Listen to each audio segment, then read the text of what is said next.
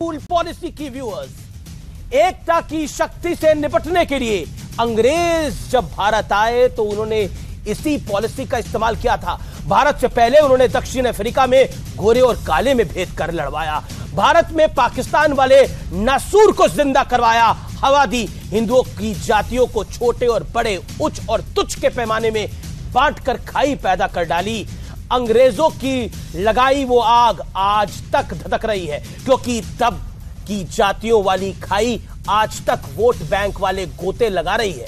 आज ये सारी बातें मैं आपको व्यूअर्स इसलिए याद दिला रहा हूं क्योंकि देश के कई सियासी दल जाति आधारित जनगणना की पैरवी कर रहे हैं। बिहार में तो मामला अदालत तक पहुंच गया।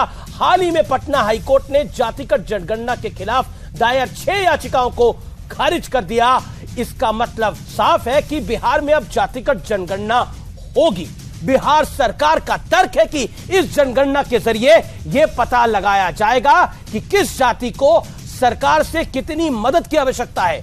देखने और सुनने में तो यह आइडिया बहुत बेहतरीन नजर आ रहा है, लेकिन इनके ट्रैक रिकॉर्ड पर नजर डालें तो सारी धुंध साफ हो जाती है। 1971 में इंदिरा गांधी का नारा था गरीबी हटाओ। उन्हें बंपर सीटें मिली, लेकिन गरीब और गरीबी के हालात कभी नहीं सुधरे।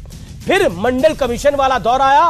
7 अगस्त 1990 को मंडल कमीशन की सिफारिशें लागू तो हो गई, लेकिन इसके साथ कई राजनीतिक दलों का उदय भी हुआ।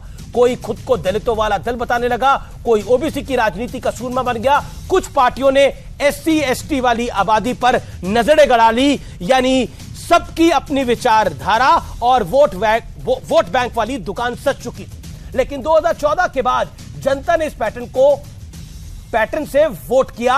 उससे सालों पुरानी वोट बैंक की मठाधीशी टूटती हुई दिखी, क्योंकि दलितों, पिछड़ों, एससी एसटी ने उस दल को जमकर वोट किया जिस पर स्वर्णों की पार्टी होने का ठप्पा था, यानी बीजेपी पर। शायद इसलिए अब इस वोट बैंक को वापस पाने के लिए हाइब्रिड तरीका तलाशा गया है, यानी जातिगत जनगणना, ताकि उन जातियों में यह संदेश पहुंचाया जा सके इसकी पैरवी करने वाली राजनीतिक दलों को उनकी कितनी चिंता है। दूसरी ओर प्रधानमंत्री मोदी ने कल काशी, गोरखपुर और अवध क्षेत्र के एनडीए सांसदों के साथ मीटिंग में 2-2 टूक कहा था। और आज जब हम इस विषय की बात कर रहे हैं तो सनातन संस्कृति क्या कहती है।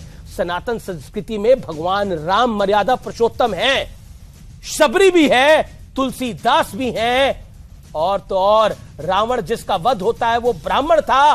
और रावण जब हम दशहरा मनाते हैं तो ब्राह्मण ही सारी तैयारियां करवा देता है। तो सोच के देखिए, जब ऊपर वाले ने कोई फर्क नहीं किया, मर्यादा पुरुषोत्तम राम ने कोई फर्क नहीं किया, रावण को मारने के बाद उन्होंने लक्ष्मण को भेजा, सीख किया हो, यह बड़ा ज्ञानी पंडित है। तो सोच के देखिए हम भेद करने वाले कौन होते हैं।